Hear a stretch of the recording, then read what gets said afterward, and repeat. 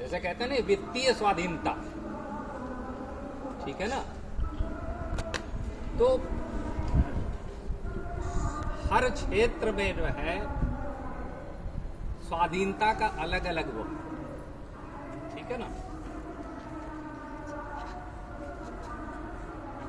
अभी पूज्य पिताजी ने आपको कई ऐसी चीजें बताई और बताने के बाद बच्चों से पूछ रहे थे, पिताजी की ये आदत है किसी को भी अगर कुछ चीज बोलते हैं कि ये काम करो, उसको बताते हैं ये करना है, पूछते हैं समझ गए,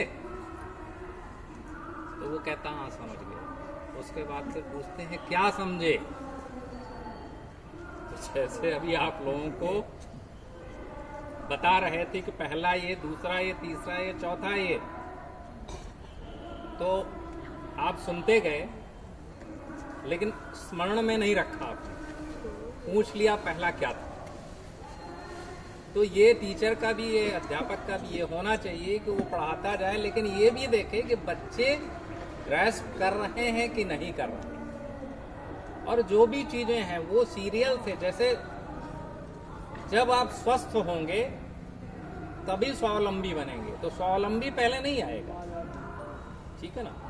स्वस्थ होंगे, स्वावलंबी बनेंगे, फिर आगे की चीजें आएंगी, सबसे पहले संपन्नता नहीं आएगी। तो ये जो भी पिताजी ने बताया, ये सारी चीजें आप में तब आएंगी जब आप अनुशासित बने, ठीक है ना। जीवन में अनुशासन, कड़ी मेहनत, पक्का इरादा, अगर ये चीजें आप अपने जीवन में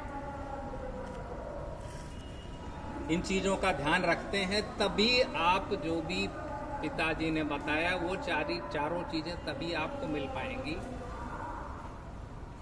जैसे फॉर एग्जाम्पल अनुशासन है, तो अनुशासन हैबिट, लाइफ इज जो भी है हैबिट का जो है कुलिंदा है।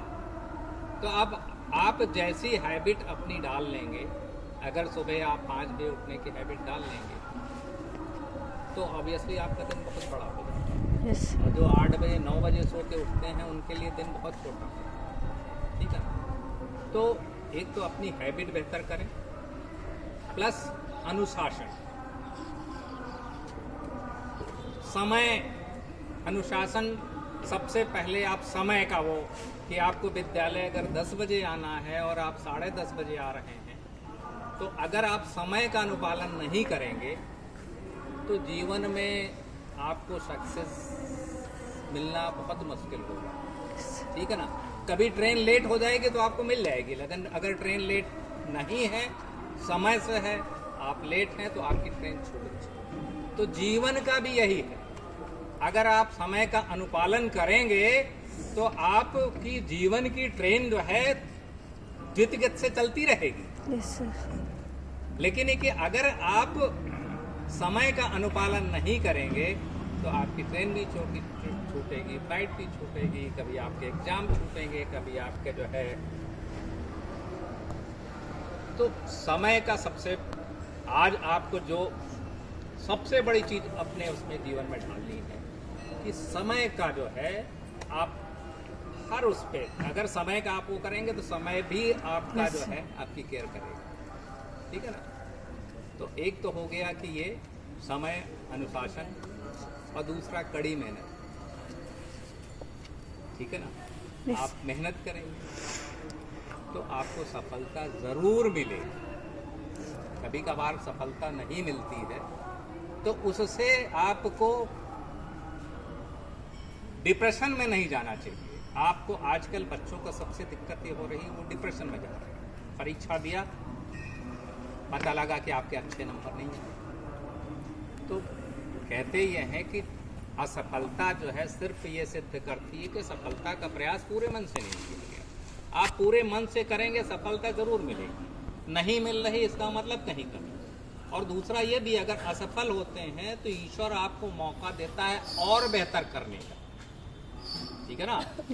आपने आईएएस दिया, पीसीएस दिया, इस बार अगर आपका एलाइड ही हुआ, प्रॉपर नहीं हुआ, तो मौका दे रहा है कि अगले बार आपका प्रॉपर में हो।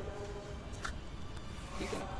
तो ये जो है, अभी आपको एक प्रतिज्ञा दिलाई गई नशा मुक्ति का। ठीक है ना? तो नशा जो है वो तमाम चीज़ों को होता है। और आजकल जो अभी एक गायत्री परिवार की संगोष्ठी हुई तो उसमें मैं गया था। यस तो उसमें मैंने बच्चों को जो है एक ही चीज़ जो है, एक चीज़ की प्रतिज्ञा दिलाई थी। और आज मैं आप लोगों को वही प्रतिज्ञा दिलाना चाहता हूँ कि आजकल के बच्चों में सबसे ज़्यादा जो नशा हो रहा है वो मोबाइल का। तो मोबाइल का नशा जो है वो पता लगा बच्चे जो है 10 बजे, 11 बजे, 12 बजे तक रील देख रहे हैं, कहीं भी बैठे हैं रील देख रहे हैं। तो उससे आपका समय तो बर्बाद हो ही रहा है, प्लस साथ में आपका स्वास्थ्य भी बर्बाद हो रहा है। आप कभी गूगल करके देखिएगा कि मैक्सिमम स्क्रीन टाइम कितना अलाउड है, उससे कई गुना स्क्रीन टाइम आजकल के बच्चे हो। तो आज ये सबसे एक प्रतिज्ञा ये करिए कि कम से कम हफ्ते में एक दिन अपने को मोबाइल से दूर रखें। देखिए आपको कितनी शांति मिलेगी। Yes sir. ठीक है ना? कॉल आती है रिसीव करिए, स्क्रॉलिंग ना करिए। ठीक है ना? क्योंकि मैं ये देख रहा हूँ कि बच्चों का बहुत समय जो है वो मोबाइल में जा रहा है। और आप ये समझ लीजिए जो अभी का समय है